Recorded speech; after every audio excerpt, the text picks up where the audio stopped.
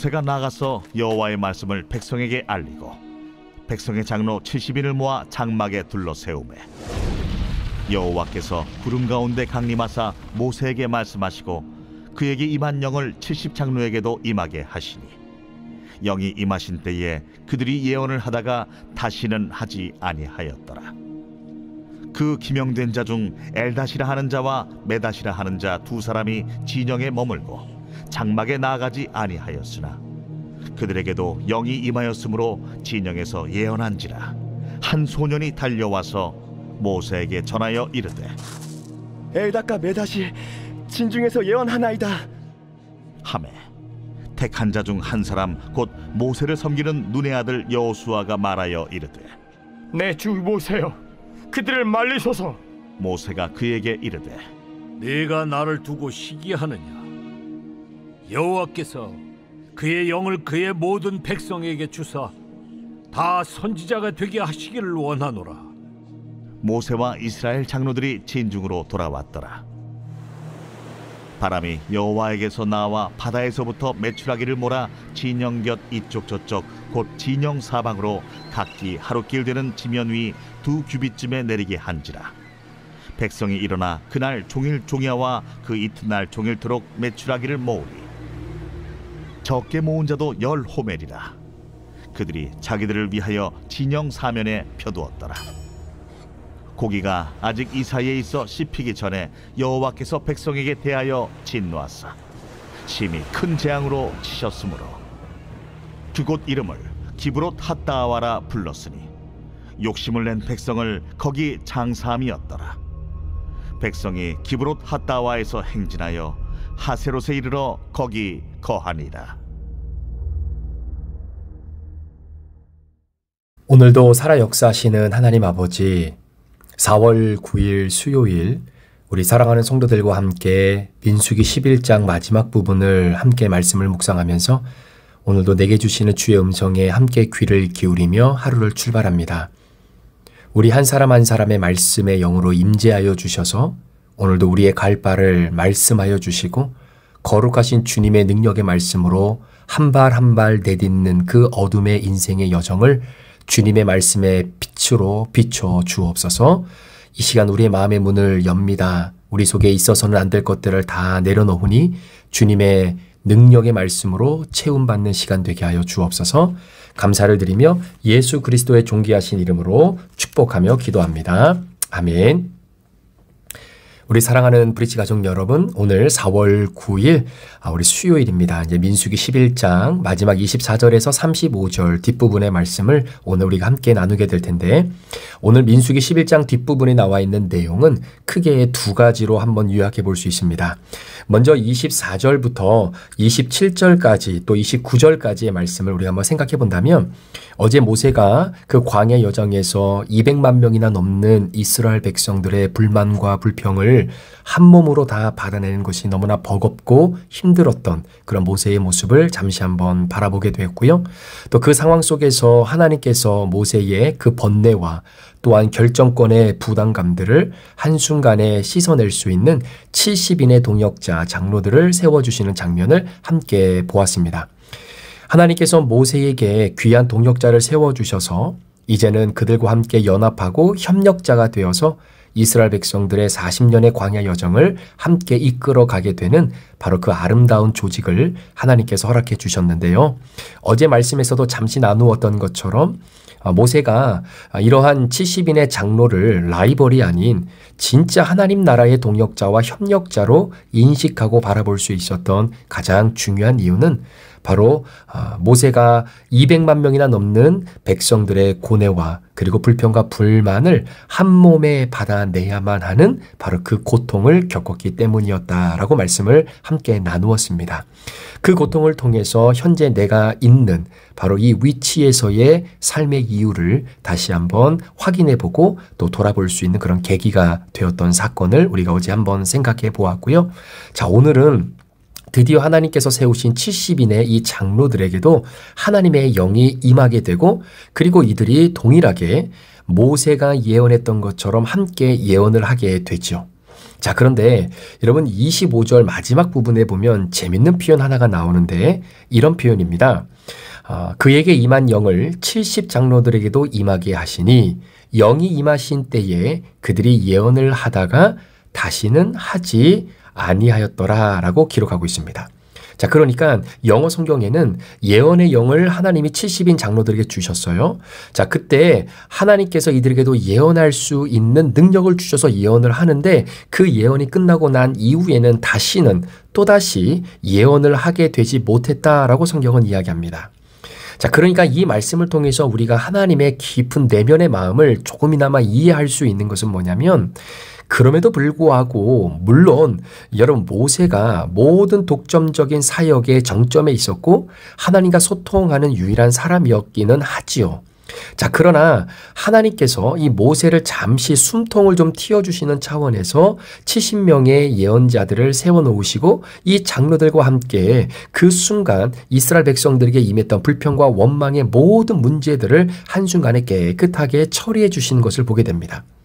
자, 그러면 자칫 잘못하면 모세의 입장에서는 어제도 말씀 나누었던 것처럼 자신의 리더십이 이제는 완전히 와해가 되어질 수 있는 건 아닌가. 하나님이 나에게만 주셨던 이 영적 권위가 이제는 70인분의 1로 나뉘어져야 되니까 그 영적 리더십의 그 깊이와 밀도가 이제는 현저하게 줄어들 수밖에 없는 것이 아니겠는가라고 하는 불안한 마음이 들 수도 있었겠죠. 자, 그럼에도 불구하고 여전히 하나님의 마음 안에는 모세라고 하는 이 영적 리더십을 가지고 있는 리더자를 하나님은 포기할 수 없었던 것입니다. 그래서 아마 성경에는 나와 있지 않지만 제가 이렇게 말씀을 묵상하면서 하나님이 모세에게는 그런 말씀을 좀 귀뜸해 주지 않으셨을까라는 생각을 하게 되는 게 뭐냐면 모세에게 찾아가셔서 모세야 걱정하지 마. 내가 70인의 장로를 세워서 지금 네가 담당하기 힘든 그 무거운 짐을 잠시 나눠지기 위해 그들에게 예언하는 하나님의 영을 부어주는 것뿐이지 그럼에도 불구하고 나와 소통할 수 있는 유일한 그 채널은 모세야 바로 너밖에 없다. 그러니까 걱정하지 말고 나를 신뢰하고 나만 바라보고 이 광야 여정을 잘 이끌어가면 좋겠다. 이런 하나님의 어떤 이 속삭임이 모세에게 있지 않았을까 이런 생각을 해보게 됩니다. 왜 이것이 좀 가능할 수 있지 않나라고 생각이 들었던 이유가 뭐냐면 자, 오늘 본문 26절에 보니까 하나님께서 70명의 리더자를 세우셨어요. 근데 그 중에 어떤 사람이 있냐면 26절에 엘닷이라고 하는 사람과 메닷이라고 하는 사람이 있습니다. 자, 그런데 여러분 기억하십니까? 지난주 우리 토요일 날 말씀을 함께 나눌 때 은나팔이 한번 불 때에 모든 리더자들, 뭐 유대인들, 뭐 레위인들 이런 사람들이 이제 회막으로 다 모이잖아요. 자, 그러니까 분명히 하나님께서도 70인의 리더자를 세우시고 이들을 한 자리로 모으는 신호들이 아마 있었을 것 아니겠습니까? 자, 그런데 26절에 보니까 엘닷이라고 하는 사람과 메닷이라고 하는 사람은 본인들이 거처하고 있는 진영에만 그대로 머물러 있었지 하나님께서 모세를 통해 이제는 장막으로 다 세움받은 자들을 나오라고 했지만 이 두 사람은 그 장막으로 나아가지 않았다라는 거예요. 자, 그러면 생각해 봤을 때 모세를 중심으로 모여있는 이 사람들, 이 장막 주변에 모여있는 이 사람들에게만 하나님의 영이 임하여서 예언을 하게 되면 참 좋을 텐데 문제는 그 장막에 참여하지 않았던 엘닷과 메닷이라고 하는 사람, 자신들의 진영에만 머물러 있었던 그들에게도 동일하게 하나님의 영이 임하여서 그 진영에서 예언을 하게 되었다라는 것입니다. 자, 이 소식을 깨달았던 어느 한 사람이 모세에게 이 말을 전하게 되죠. 자, 그럴 때 그 모세에게 전했던 말을 듣고 있었던 또 한 사람이 누구냐면 바로 28절에 택한 자 중에 한 사람, 곧 모세를 섬기는 눈의 아들 여호수아였다라는 겁니다. 자, 그런데 저와 여러분들이 생각하고 있는 여호수아는 어떤 사람일까? 여러분 가만히 생각해 보면요. 여호수아를 기록했던 여호수아 그리고 모세의 뒤를 이어서 철저하게 이스라엘 백성을 이끌어 나가는 바로 이 여호수아의 리더십을 우리가 가만히 생각해 볼 때 마치 요셉처럼 사무엘처럼 어떻게 보면은 아무런 하자가 없는 사람 그리고 모세의 뒤를 누구보다도 잘 이어나갈 수 있는 역량을 가지고 있는 사람이라고 하는 느낌이 들 만큼 여러분 여호수아는요. 정말로 성령이 충만하고 어느 곳 하나 정말로 실수를 잡아낼 곳이 없을 만큼 정말로 깨끗하고 완벽한 사람인 것처럼 보이는 그런 준비가 되어 있는 사람이 여호수아라고 하는 사람이 있죠. 그런데 유독 오늘 우리가 함께 나누게 된 이 본문의 말씀에 여호수아에게도 이런 명인이 있었구나. 이런 생각과 이런 마음을 갖고 있는 그러한 성향의 사람도 되었을 수도 있겠구나라고 하는 부분을 우리에게 고백하고 있는 내용이 바로 오늘 본문 28절, 29절의 말씀이에요. 제가 한번 28절부터 29절 한번 읽어보겠습니다. 택한 자 중 한 사람 곧 모세를 섬기는 눈의 아들 여호수아가 말하여 이르되 내 주 모세여 그들을 말리소서. 자, 여기서 말리라고 하는 말이 무슨 말이겠습니까? 다른 의미가 아니라 지금 이 장막에 모여있지 않는 엘닷과 메닷이라고 하는 사람, 그들에게는 하나님의 영이 임하면 안 됩니다. 그들에게도 하나님의 영이 임하여서 진영에서 예언을 하면 결국은 모세를 중심으로 한 리더십, 70명을 중심으로 한 그 리더십이 흔들릴 수밖에 없고, 자칫 잘못 예언이 진영에 있는 사람들에게 흘러가게 되면 이스라엘 백성대 공동체의 하나됨을 와해시킬 수도 있지 않겠습니까? 라고 하는 걱정이 있겠죠. 자, 그래서 오늘 이 여호수아가 모세에게 말하면서 오늘 장막에 참여하지 못했던 엘닷과 메닷에게는 하나님의 영이 임하여서 예언하지 못하도록 그렇게 좀 해주십시오 라고 이야기를 하고 있는 것이죠. 자, 그런데 오늘 29절의 말씀에 보니까 모세가 뭐라고 얘기하냐면, 모세가 그에게 이르되 네가, 그러니까 여호수아를 향해서 네가 나를 두고 시기하느냐, 여호와께서 그의 영을 그의 모든 백성에게 주사 다 선지자가 되게 하시기를 원하노라. 자, 지금 29절에 고백하고 있는 모세의 고백의 뉘앙스를 어제 모세가 정말로 하나님 못 살겠습니다, 죽겠습니다, 나를 죽여주세요라고 했던 그때의 모세의 모습과 한번 여러분 반추해 보면 어떤 차이의 뉘앙스를 좀 느끼실 수 있지 않으시겠습니까? 왠지 모르게 이 리더십이 나누어짐으로 내가 굉장히 곤란한 위치에 서게 될 수도 있겠다라고 하는 위협감을 느끼고 불안감을 느끼는 모세의 모습과는 달리 내버려 두라는 거예요. 지금 네가 나를 두고 시기하느냐? 여호와께서 그의 영을 그의 모든 백성에게 주사 다 선지자가 되게 하시는 하나님의 뜻이 있는데 왜 네가 그 뜻을 이렇게 저렇게 재단하고 그렇게 되지 않기를 나에게 요구하는 것이 혹시 네 마음에 나를 시기하는 마음이 있기 때문이 아니겠느냐? 이런 말을 모세가 하고 있는 겁니다. 자, 그러니까 모세에게 임했던 능력이 아마 여호수아 입장에서는 다른 사람에게 널리 전파되지 않기를 원하는 그러한 협소한 마음, 그런 마음이 아마 여호수아에게도 있었던 것 아니겠습니까? 그러니까 여호수아는 자신이 모세를 그림자처럼 따라다녔던 사람이기 때문에 결국 모세도 죽을 걸 여호수아도 알잖아요. 그러니까 하나님께서 모세에게 임한 그 능력을 자기에게만 주시기를 원하고 있지 않았을까, 이런 마음이 드는 겁니다. 자, 그러니까 이러한 여호수아의 예상치 못했던 이러한 반응에 모세가 그냥 내버려 둬라, 이게 하나님의 뜻이다, 하나님이 이걸 원하고 계신다 라고 너그럽게 이 모든 것들을 포용하면서 29절의 말씀을 고백할 수 있었던 그 이유가, 저는 말씀을 묵상하면서 하나님께서 모세에게 잠시 귀뜸을 해주신 그 내용이 있었기 때문이 아니겠는가라는 것이죠.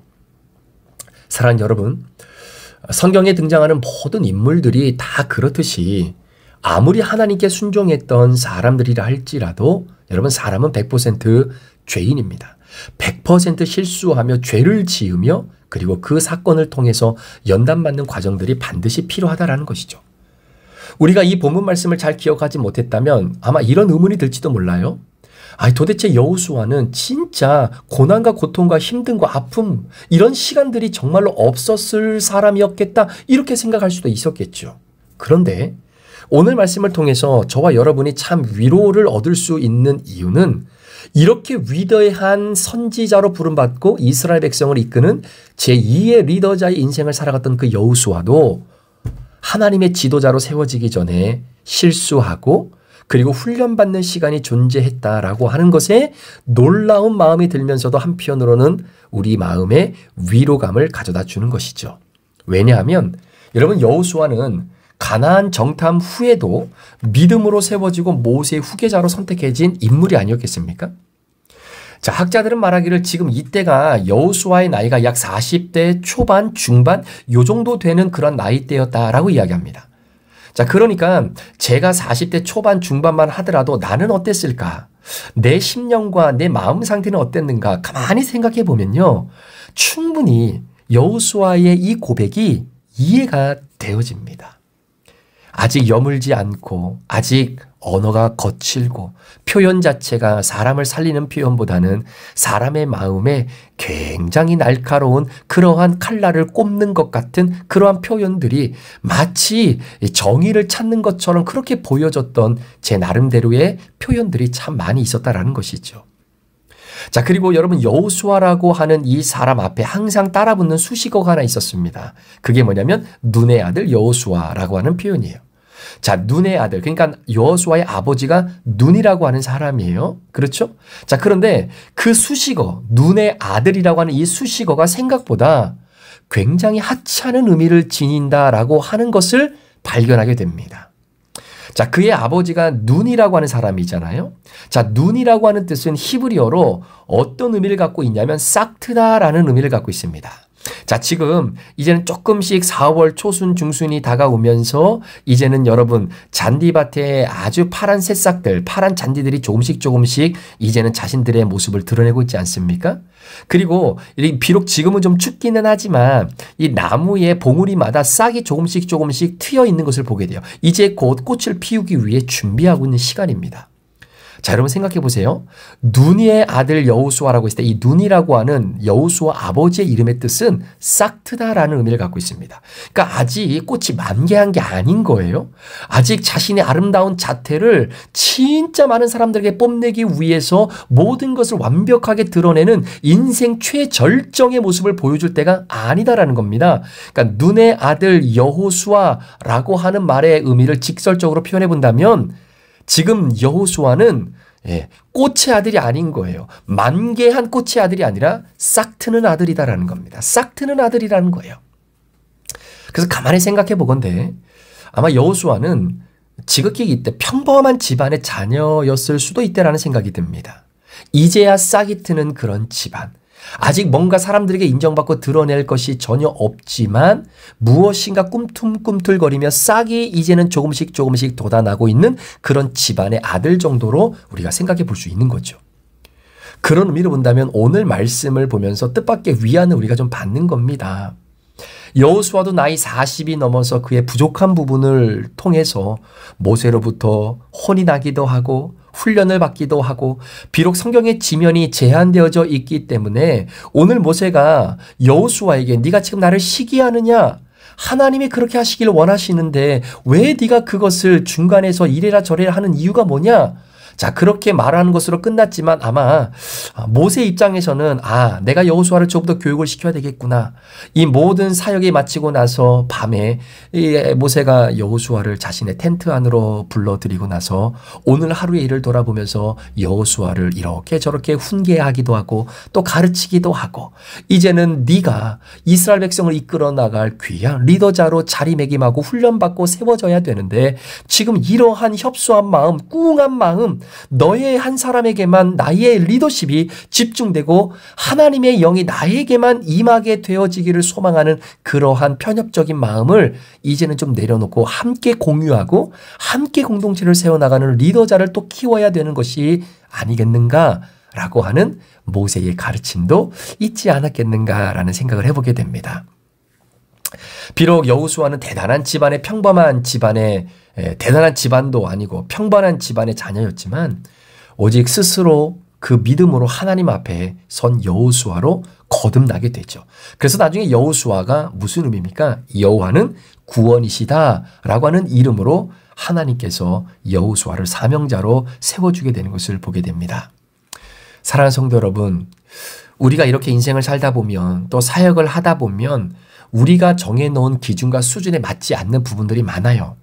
내가 가지고 있는 배우자에 대한 나의 기준, 또 내가 가지고 있는 자녀들에 대한 부모로서의 기준, 그리고 목사가 가지고 있는 교회와 성도에 대한 기준, 아마 우리 성도님들도 목회자에 대한 나름대로의 기준을 가지고 있겠죠. 자, 그런데 그 누구도 여러분 나를 정의해 줄 수 있는 사람은 아무도 없습니다. 누구도 나를 판단할 수 없고 나를 평가할 수 없는 것이죠. 환경이 나를 정의해 주는 것이 아닙니다. 환경이 나에 대해서 말해주고 내 편을 들어주는 것이 아닙니다. 오직 하나님만이 나를 알아주시고 나를 판단해 주시고 나를 생각해 주심으로 말미암아 하나님의 선한 일들을 온전히 감당하게 되는 것이죠. 자, 빌립보서 1장에 보면 사도 바울이 빌립보 감옥에 갇혀 있을 때에 어떤 현상이 일어났습니까? 한쪽 부류에서는 사도 바울이 이제는 감옥에 갇혔기 때문에 더 이상 복음을 전하는 데 있어서 불편하고 그리고 제한된 사항이 많으니까 이제야 비로소 우리가 사도 바울을 추월해서 더 많이 복음을 전하고 그리고 더 많은 사람들을 주님 앞으로 이끌어 올 수 있는 이 놀라운 사역을 이제야 우리가 더 멋있게 감당할 수 있겠다라고 하는 그러한 마음을 가지고 복음을 전했던 사람들도 있었어요. 또 어떤 사람은 사도 바울이 이렇게 감옥에 갇혀 있기 때문에 안쓰러운 마음으로 인해서 더 열심히 주의 복음을 전한 자들도 있었고요. 자, 그래서 빌립보 감옥에 갇혀 있었던 사도 바울이 이 모든 상황을 꿰뚫으면서 15절 이하에 이렇게 이야기하는 겁니다. 어떤 이들은 투기와 분쟁으로, 어떤 이들은 착한 뜻으로 그리스도를 전파하니 이들은 내가 복음을 변증하기 위하여 세우심을 받은 줄 알고 사랑으로 하나 그들은 나의 매임의 괴로움을 더하게 할 줄로 생각하여 순수하지 못하게 다툼으로 그리스도를 전파하느니라. 그러면 무엇이냐? 거칠애로 하나 참으로 하나 무슨 방도로 하든지 전파되는 것은 그리스도니 이로써 나는 기뻐하고 또한 기뻐하리로다. 아멘. 여러분, 사도 바울이 이렇게 고백할 수 있었던 것은 사도 바울과 하나님이 환상 가운데에 서로 소통하고 교통했던 아름다운 시간들이 있었기 때문이죠. 마찬가지로 오늘 모세가 여호수아를 향해서 네가 나를 지금 시기하느냐? 그러지 마. 하나님의 뜻이야. 나도 때로는 그 마음 그대로 가졌어. 나에게 주시는 이 유일한 독점적인 하나님의 영, 예언할 수 있는 영, 하나님과 소통할 수 있는 이 놀라운 특권, 이거를 이제는 70명과 나누어야 된다라고 하는 상황 속에 내 마음도 힘들었지만 그러나 그것보다 하나님의 뜻을 먼저 구하고 하나님이 기뻐하시는 일들을 함께 감당하는 동역자로 바라보니 이제는 하나님이 왜 이렇게 하셨는지 나는 이제야 이해가 돼. 너도 지금은 이해가 되지 않을지 몰라도 언젠가는 여호수아야, 네가 했던 이 말이 네 스스로가 참 부끄럽구나라고 느낄 때가 올 거니까 그때까지 잘 훈련받고 함께 나아가자라고 하는 바다와 같은 마음을 표현하는 바로 이 모세의 모습이 사도 바울의 모습과 같지 않나라는 생각을 해보게 됩니다. 말씀을 묵상하면서 제 자신을 한번 돌아보고 또 여러분도 여러분 스스로를 돌아보셔서 조금 더 넓게 하나님의 놀라운 은혜와 섭리를 가슴에 품고 살아감으로 작은 부분까지도 정말로 우리가 바다와 같은 마음으로 품고 이해하고 너그럽게 바라봐주며 궁극적으로는 하나님의 뜻을 이루고 하나님의 공동체를 아름답고 건강하게 세워나가는 일에 함께 쓰임받는 저와 여러분의 하루가 되시기를 우리 구주 예수 그리스도의 이름으로 간절히 축원합니다. 기도하시겠습니다. 하나님 아버지, 우리는 모세처럼 여호수아처럼 하나님 저에게만 그런 능력을 주세요. 그래서 사람들에게 인정받고 사람들의 박수갈채 위에 내 자신이 늘 서 있는 그러한 존재가 되고자 오늘도 발부둥 치고 있지는 않습니까? 하나님 목회할 때 그렇게 목회하지 않도록 도와주시옵소서. 모세처럼 때로는 고통 속에 하나님이 세워주신 동역자들과 함께 연계하여 하나님이 허락하신 브릿지라고 하는 공동체를 주님 뜻 가운데 잘 이끌어 나갈 수 있는 그 역할을 감당하도록 성령님 역사에 주옵소서. 우리 성도들이 오늘도 직장과 가정에서 생활할 때에 바다와 같은 넓은 마음 주시고 우리의 언어와 행동의 표현들이 다른 이들을 살리는 너그러운 표현들, 행동들이 될 수 있도록 성령님 도와주옵소서.